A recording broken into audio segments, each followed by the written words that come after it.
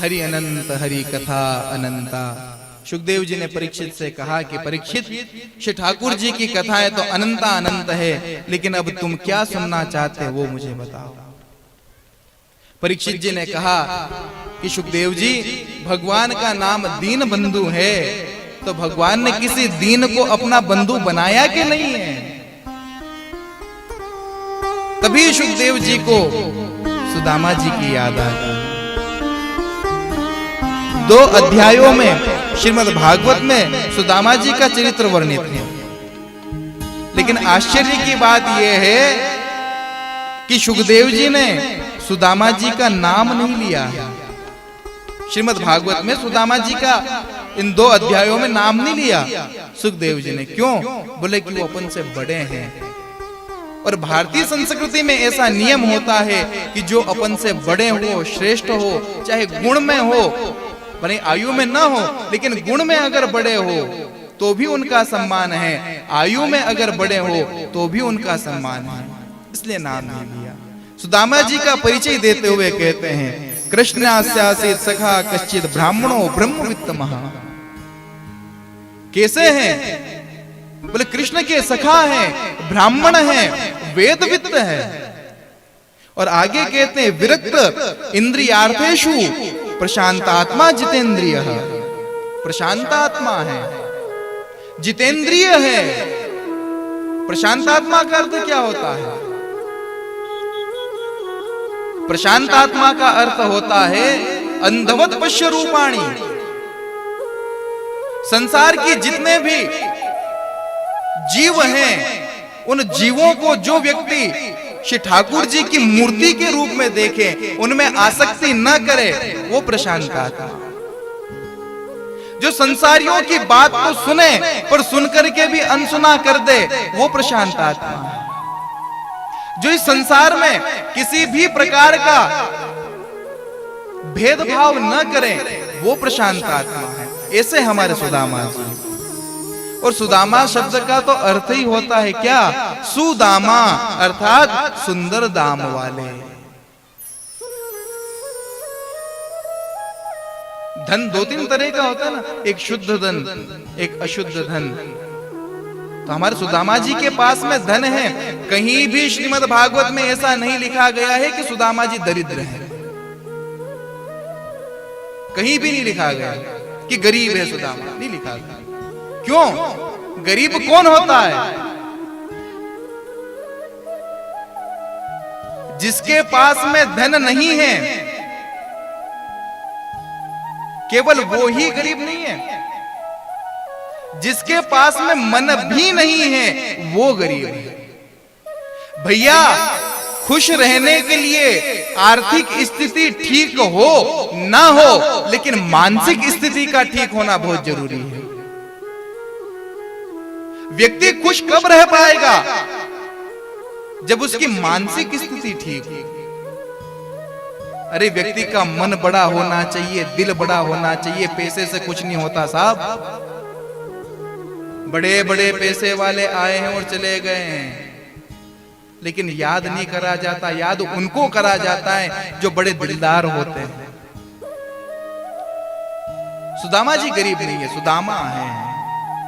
निर्धनिया संसार सब धनवंता नहीं कोई, धनवंता सोई जानियो जहीं राम नाम धन होई।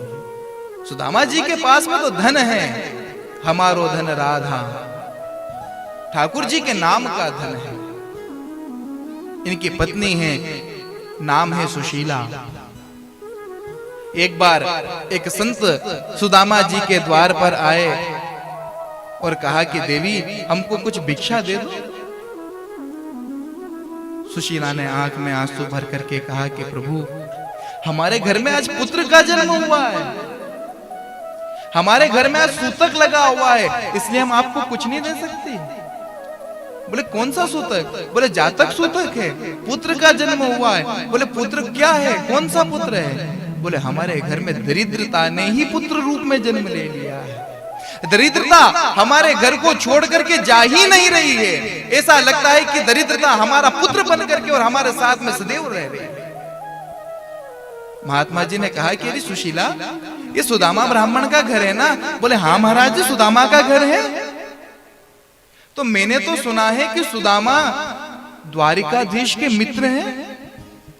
बोले अच्छा महाराज, हमसे तो आज तक नहीं कहा। सुशीला दौड़ी दौड़ी आई और सुदामा जी से कहा कि अभी अभी एक संत आए थे, वो कह रहे थे कि द्वारिकाधीश आपके मित्र हैं।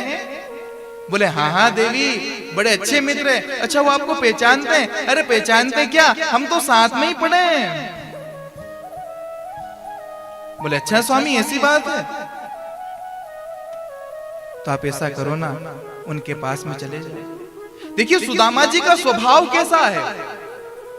अरे किसी बड़े आदमी से अपन फोटो ही खिंचा ले, कई मुख्यमंत्री प्रधानमंत्री के साथ में अपना एक फोटो भी खिंच जाए तो बड़े बड़े अपन स्टेटस डाल देते हैं।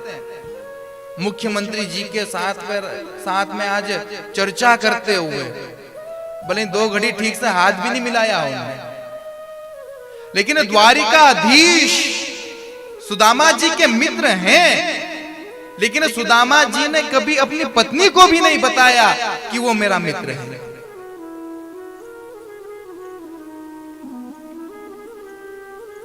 आप जा रहे हो द्वारिकाधीश के पास में, तो मेरा एक समाचार कह देना द्वारिकाधीश से। बोले क्या समाचार कहना है? सुशीला जी ने कहा 1 मास 2 पाख में 2 एकादशी हो, सो प्रभु दीन दयाल ने नित्य प्रतिदिन मो। आप ठाकुर जी से जाकर के कहना कि हे ठाकुर जी, आपने 1 महीने में 2 एकादशी बनाई है, लेकिन हे द्वारकानाथ, आपकी कृपा हमारे ऊपर इतनी बरस रही है कि हमारे घर में रोज एकादशी होती है। बच्चे कहते हैं कि माँ आज भोजन नहीं बना, तो मुझे कहना पड़ता बेटा आज तो एकादशी है ना, आज अन्न खाना निषेध है। बोले ऐसे तो नहीं जा सकता, बिना भेंट के मित्र के यहाँ, गुरु के यहाँ नहीं जाया जाता। तो कुछ भेंट तो मुझे लेकर के जानी पड़ेगी ना, क्या लेके जाऊं? बोले आप चिंता मत करिए, मैं इंतजाम कर दूंगी। या चितवा चतुरो मुष्टि गई और मांग करके 3 मुट्ठी चावल मांग करके लेकर के आई। लेकिन सुदामा जी के घर में एक कपड़ा ऐसा नहीं है जिसमें उसकी पोटली बनाई जा सके।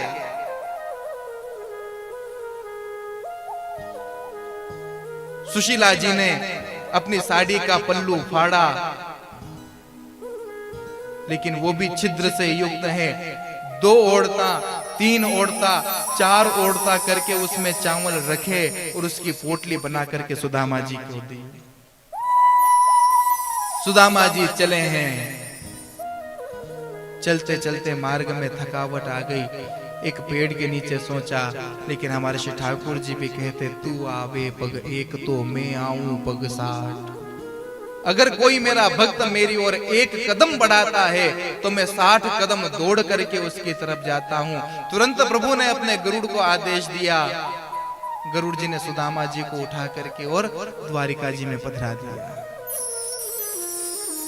सुदामा जी की नींद खुली, खड़े हुए और पूछा, जो राहगीर थे उनसे पूछा कि क्यों भैया, द्वारका जाने का रास्ता कौन सा है? द्वारका किस मार्ग से जाया जाता है? राहगीर ने कहा कि अरे बाबा, द्वारका में खड़े है के पूछ रहे हो कि द्वारका को रास्ता कौन सा है? अरे तुम द्वारका में ही तो खड़े हो। अच्छा भैया तो एक बात बता दो ना। बोले क्या? कि यहाँ पर मेरे कन्हैया कहाँ रहे? बोले उसका पता याद है आपको? गली नंबर, सेक्टर नंबर, मकान नंबर कुछ पता हो तो बताओ। बोले भैया ऐसा पतो तो मोको ना ही मालूम, पर मोको या पतो है कि वो या द्वारका को राजा है। बोले राजा, बोले मैं तो वाको प्यार से कन्हैया कहूं, पर वाको नाम तो कृष्णचंद्र है। बोले क्या बात कर रहा है बाबा, हमारे राजा जी का नाम ऐसे नहीं लिया जा सकता, फिर कैसे लिया जा सकता है? बोले अनंत श्री विभूषित राजाधिराज द्वारिकाधीश गो द्विज प्रतिपालक श्री कृष्णचंद्र जी महाराज। भैया अभी तो लंबो चौड़ो नाम तो मुंह को ना आए। अच्छा तो ये तो बता दो उनको घर कहाँ है? बोले यहाँ जो तुम देख रहे हो ना, ये सारे के सारे सामने जो महल खड़े हुए हैं, ये सब महल उन्हीं के हैं। श्री कृष्णचंद्र ब्राह्मणों के बड़े भक्त हैं, डरना मत, चले जाना। गए सुदामा जी और द्वार पर आकर के खड़े हो गए। और कहीं भागवत जी में ऐसा नहीं लिखा रहा है कि द्वारपालों ने सुदामा जी को ललकारा है, कहीं नहीं लिखा रहा है। अरे जो श्री ठाकुर जी ब्राह्मणों के परम भक्त हैं, क्या ठाकुर जी के द्वारपाल ऐसे होंगे जो किसी ब्राह्मण के साथ में बदतमीजी करें? कदापि नहीं हो सकते। बड़ा ही स्वागत करा और सुदामा जी ने कहा द्वारपाल, कोई घन श्याम से कह दो तुम्हारा यार आया है, तुम्हारा यार आया है। कोई घन से कह दो तुम्हारा यार आया है, तुम्हारा यार आया है। कोई घन श्याम से कह दो तुम्हारा यार आया है, तुम्हारा यार आया है।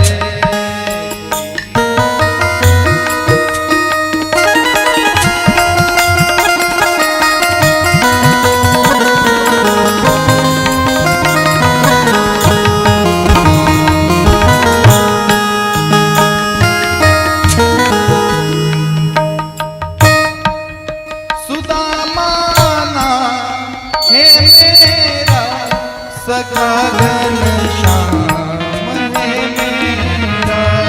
सुदामा नाम है मेरा, सखा घनश्याम है मेरा। रामनगर से आदरणीय हमारे सरपंच साहब और कुशलपुरा से आदरणीय हमारे सुदामा है मेरा, घनश्याम है मेरा, सखा घनश्याम है मेरा। न घबराओ कहो जाकर, दिया है गौर तेरे।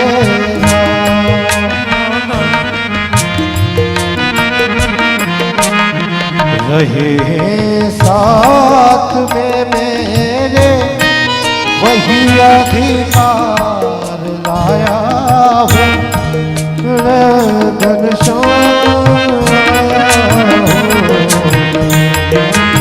शाम से कह दो तुम्हारा यार आया है, तुम्हारा यार आया।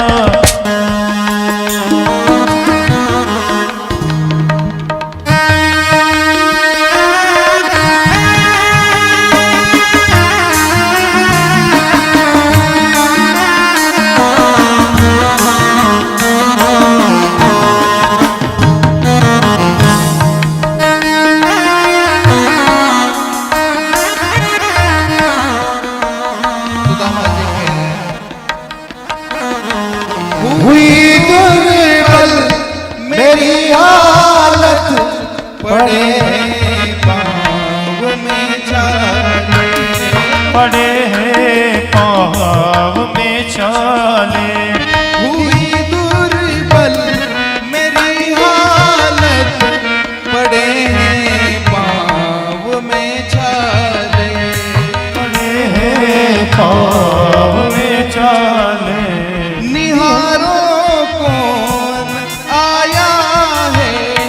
अरे ओ द्वारिका वाले, अरे ओ द्वारिका वाले, सहारा नाथ का भैया छोड़ संसार आया है, तुम्हारा यार आया है।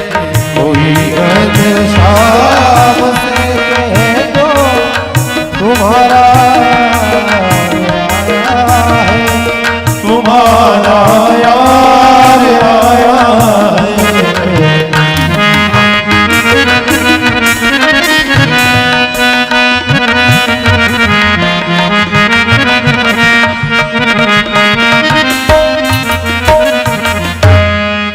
बोलिए द्वारिका नाथ की जय हो।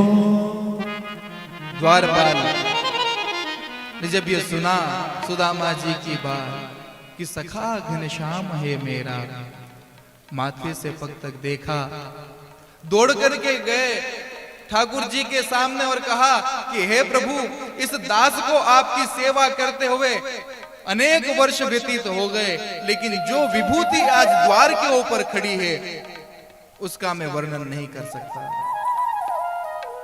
शीस पगान झगा तन में, प्रभु जान को आई बसे के ही ग्रामा, धोती फटी सिलटी दुपटी, रुपाय उपान की नहीं छामा, द्वार खड़ो द्विज दुर्बल देख, रयोचक सो वसुधा अभिरामा,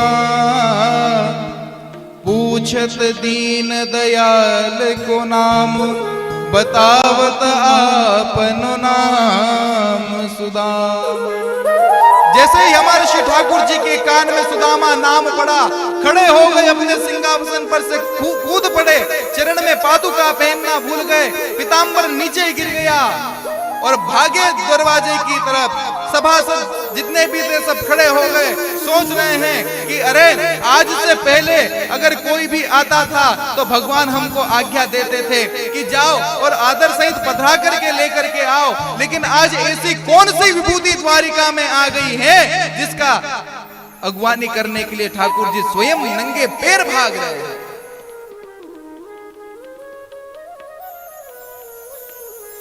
पहुंचे श्री ठाकुर जी द्वार के ऊपर, सुदामा को देखते ही उनको गले से लगा लिया, गले से लगाया, लेकिन कुछ देर के बाद में बंधन थोड़ा शिथिल पड़ गया। सुदामा जी भी सोच रहे हैं कि अरे अपन ने भाव भाव में ठाकुर जी को गले से तो लगा लिया, लेकिन अपनी एक एक हड्डी नजर आ रही है, श्री ठाकुर जी को अपनी हड्डियां गड़ गई होगी। कन्हैया सोच रहे हैं कि अरे अपन ने सुदामा को गले से तो लगा लिया, लेकिन बेचारा मेरा सुदामा बड़ा ही दुर्बल है, कहीं इसको कोई कष्ट ना पहुंच जाए, इसलिए छोड़ दिया। हाथ पकड़ करके ठाकुर जी लेकर के आए और अपने सिंहासन के ऊपर सुदामा जी को पधराया और स्वयं पाद पीठ के ऊपर बैठ गए। जिसके ऊपर राजा महाराजा पैर रखते हैं ना, उसके ऊपर श्री ठाकुर जी स्वयं बैठ गए। सुदामा के पैर अपने हाथों से सहला रहे हैं। लक्ष्मी जी से कहा कि लक्ष्मी, रुक्मणी जा और जल्दी से जल का पात्र लेकर के आ, सुदामा के चरण पखारने हैं। रुक्मणी जी घबरा गई, अरे आज से पहले ठाकुर जी आदेश देते थे तो दास दासियों को आदेश देते थे, लेकिन आज ये कौन उपस्थित हो गया है जिसकी सेवा में साक्षात मुझे लगना पड़ रहा है। इतने में ठाकुर जी ने जैसे ही सुदामा के पैरों में हाथ फेरना शुरू करा तो देखे हजारों कांटे सुदामा के पैरों में लगे हुए हैं। सुदामा के पैरों के कांटे निकालते हैं तो कांटों के साथ में रक्त भी प्रवाहित होने लग जाता है। ऐसे बेहाल बेवाइन सो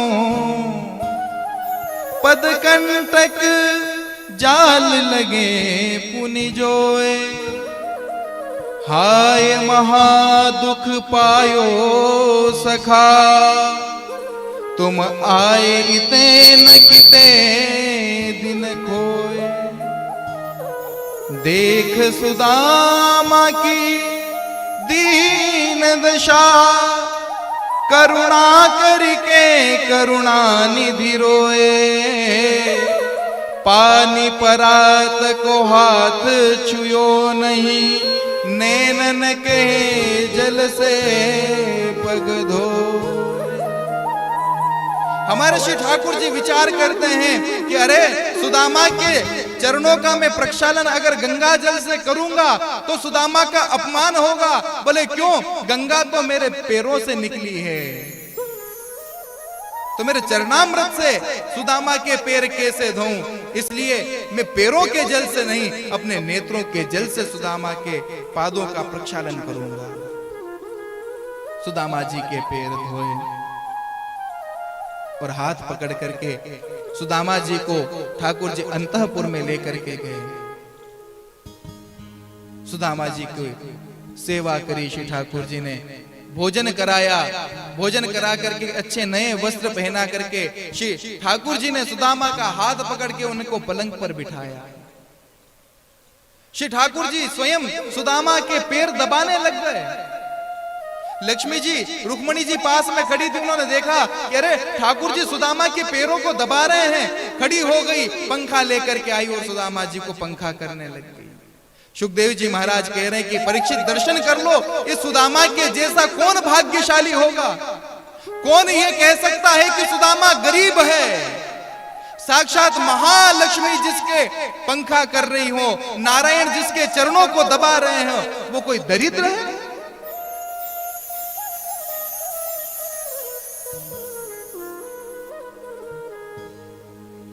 ठाकुर जी ने कहा कि अरे सुदामा एक बात तो बता। बोले क्या? अरे तू बचपन से बाबा बैरागियों की बातें करता था, तो शादी वादी करी कैसे बाबा बैरागी बन गया है? अरे लाला कैसी बातें करता है, तेरी भाभी ने ही तो भेजा है। बोले अच्छा लाला, भाभी ने भेजा है? सुदामा अकेले अकेले शादी कर ली, हमको बुलायो भी ना है।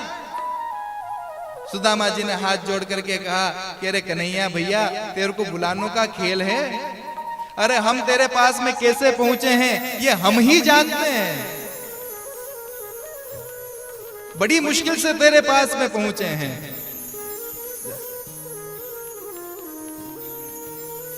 अच्छा लाला एक बात बता, बांसकड़ी से आदरणीय हमारे बासा और कुशलपुरा से भी आदरणीय बासा। कन्हैया ने कहा कि सुदामा अगर तुझे भाभी ने यहां पर भेजा है तो भाभी ने मेरे लिए भी तो कुछ कुछ भेजा होगा। अरे लाला अब हमारे पास में है ही क्या जो हम तुझे दे सके? कन्हैया ने कहा कि अरे सुदामा अगर कुछ लाया हो तो दे दे, बाकी ऐसी बात मित्रता में शोभा नहीं देती। बोले लाला हमारे पास में है ही क्या जो हम लेकर के आए? अच्छा पर सुदामा तू जब से आया ये हाथ को ऐसे दबा करके क्यों बैठा है?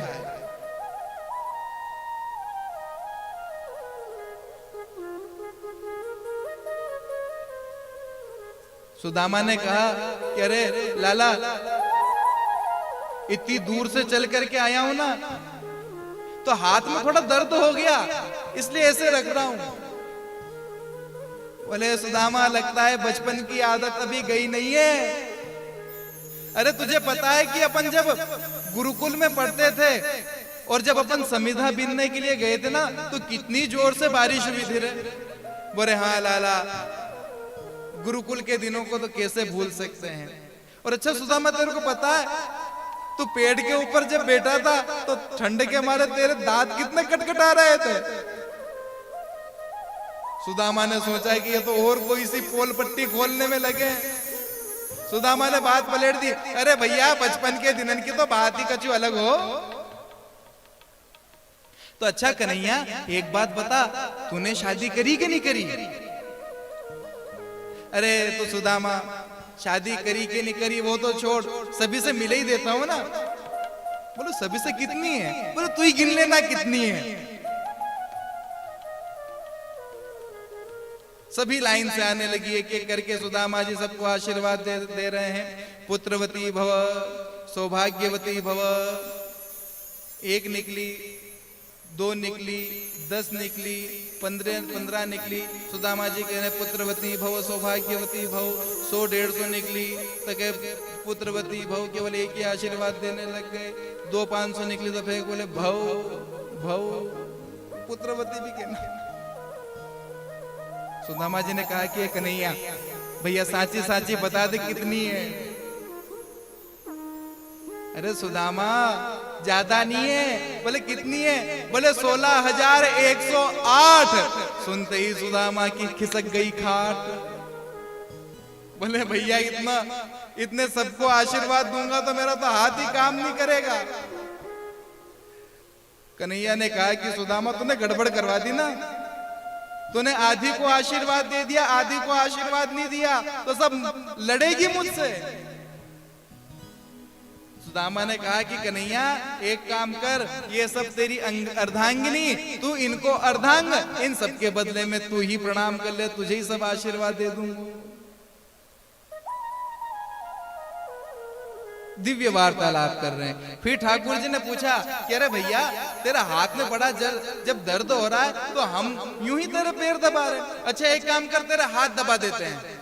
सुदामा ने कहा कि अरे कन्हैया भैया हमारे हाथ से हाथ मत लगाना। बोले क्या हो गया? बोले नहीं मैं तो हाथ को दबा के रहूंगा। जैसे छीना झपटी होने लगी, इतने में चावल की पोटली नीचे गिर पड़ी। ठाकुर जी ने चावल की पोटली को उठाया और 2 मुट्ठी का ठाकुर जी ने 2 मुट्ठी चावल लेकर के और खा लिए और दोनों मुट्ठियों में त्रिलोकी की संपदा सुदामा को दान कर दी। रुक्मणी जी ने आकर के हाथ पकड़ा कि अरे प्रभु क्या सब कुछ दान करके स्वयं सुदामा बनने का विचार है क्या कर रहे हो?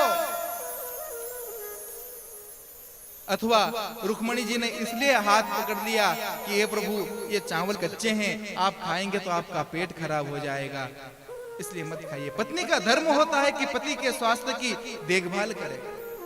या फिर इसलिए हाथ पकड़ लिया कि हे प्रभु ये एक संत का लाया हुआ प्रसाद है, आप अकेले मत पाइए, इस प्रसाद का लाभ आप हमें भी लेने दीजिए।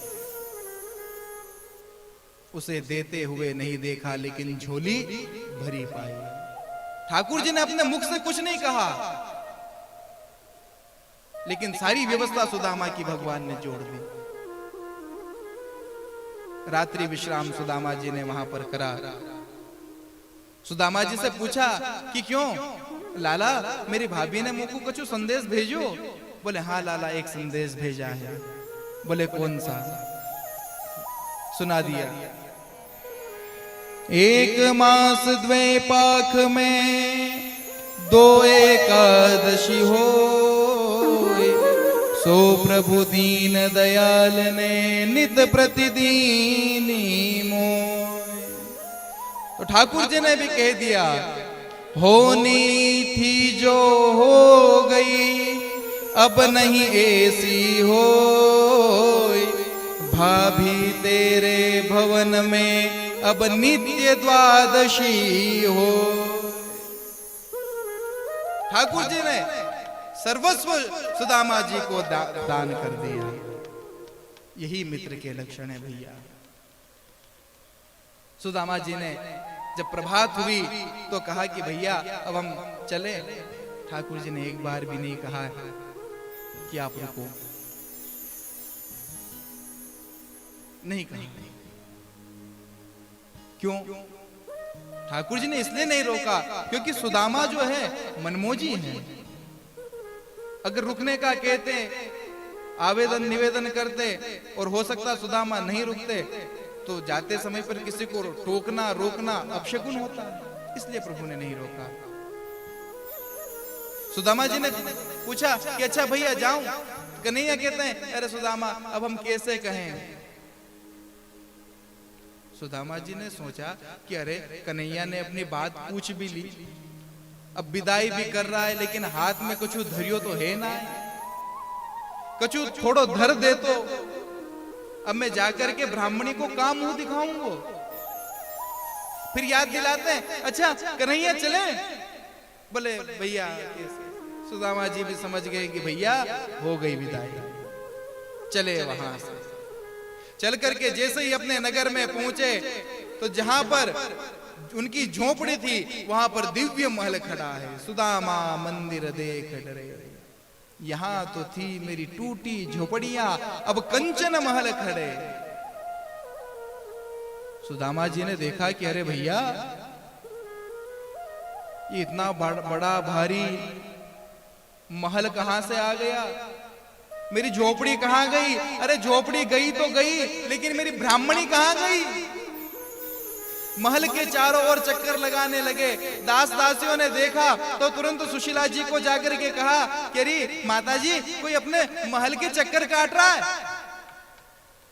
सुशीला जी ने जैसे ही देखा, ओहो पतिदेव पधार गए हैं, तुरंत आरती की थाली करके बाहर निकली। सुदामा जी ने जैसे ही सुशीला को देखा तो समझे कि कोई महारानी है और किसी मंदिर में पूजा करने जा रही होगी, तो वो भी साइड में हाथ जोड़ के खड़े हो गए। सुशीला जी हाथ में थाली लेकर के सुदामा जी के सामने खड़ी हो गई। सुदामा जी ने पूछा, देवी जी आप कौन? सुशीला जी ने कहा कि क्यों, मित्र से ऐसे मिले कि मुंह को ही भूल गए। सुदामा जी ने जब आवाज सुनी सुशीला की तो कहा, अरे सुशीला, तेरे दो चुटीला।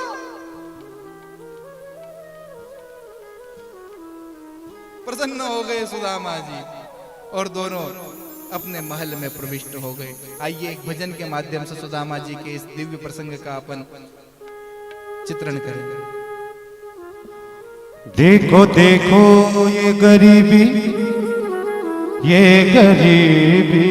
का कृष्ण के दर पे यह विश्वास लेके आया हूं, मेरे बचपन का यार है मेरा शाम, यही सोच कर मैं आस लेके आया।